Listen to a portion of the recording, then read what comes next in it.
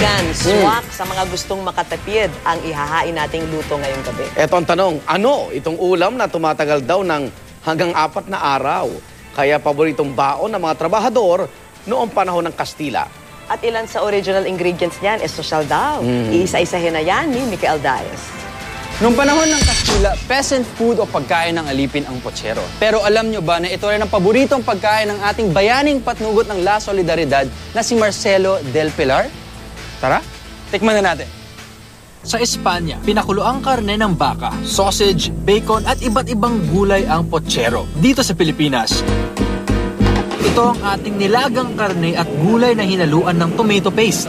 Para mas maging manamis-namis ang ulam, nilalagyan ito ng mais at saging na saba. Yung pochero na sinaserve namin dito is authentic yung pagkakatimpla dahil sobrang pinapalambot siya. Bukod sa masarap siya, is nakaugalian na nila na mas gusto nila ng may sabaw.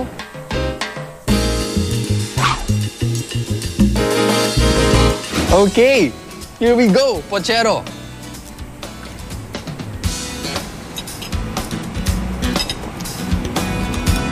Very subtle lang yung lasa ng pochero na ito. Yung lasa niya siguro parang mas malabnaw at mas toned down na kaldereta. Very, very similar to kaldereta. Tapos may tamis pa siya na galing sa saba.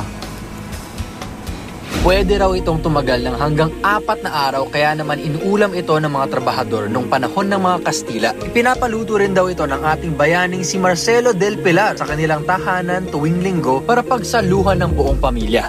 Ako po si Mikel Diaz. This is Midnight Express. I love food, you love food, we all love food.